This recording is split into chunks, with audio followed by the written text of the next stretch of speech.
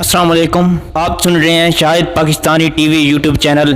सामीन, एक बार फिर आपकी खिदमत में हाजिर हैं। सबसे पहली खबर है, शाहिद का खान अब्बासी पर कौमी खजाने को अरबों रुपए का नुकसान पहुंचाने के इल्ज़ाम में फर्द जुर्म ऐद हो गई है। साबिक वजीर आज़म शाहिद का खान अब्बासी व दीगर मुल्ज़मान पर कौमी खजाने को 140 मिलियन से ज़ायद का नुकसान पहुंचाने का इल्ज़ाम है।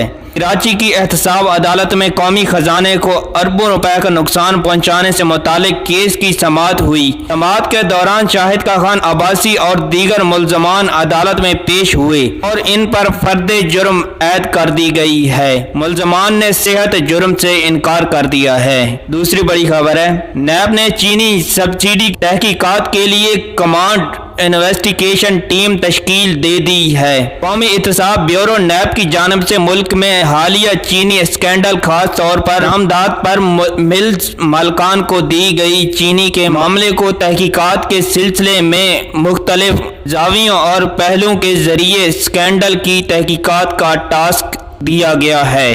तीसरी बड़ी खबर है, भारतीय फौज की लाइन ऑफ कंट्रोल पर बिला इश्तियाल फायरिंग 7 अफराद जख्मी हो गए हैं। भारत जंगी जुनून में अंधा हो गया है।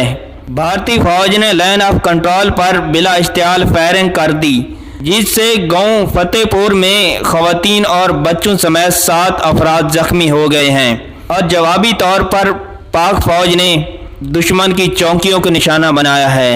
और चौथी बड़ी खबर है, वजीर आज़म इमरान खान ने गुज़िश्ता रोज़ लुबनान दारुल हुकूमत बैरूत में होने वाले धमाके पर गहरे दुख का इजहार करते हुए कहा है कि बैरूत में धमाके की खबर सुनकर बहुत दुख हुआ है। वजीर आज़म का कहना था कि धमाके में कीमती इंसानी जानें ज़ाया हुई हैं और कई अफराद जख्मी हुए हैं।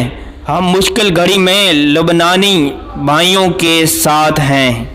सामीन, ये थी खास खबरें जो मैंने आपको दी। आपसे गुजारिश है कि मेरा YouTube channel Shahid Pakistani TV subscribe कीजिएगा और बेल आइकॉन भी प्रेस ज़रूर कीजिएगा ताकि हर आने वाली वीडियो का नोटिफिकेशन आपको बर वक्त मिलता रहे।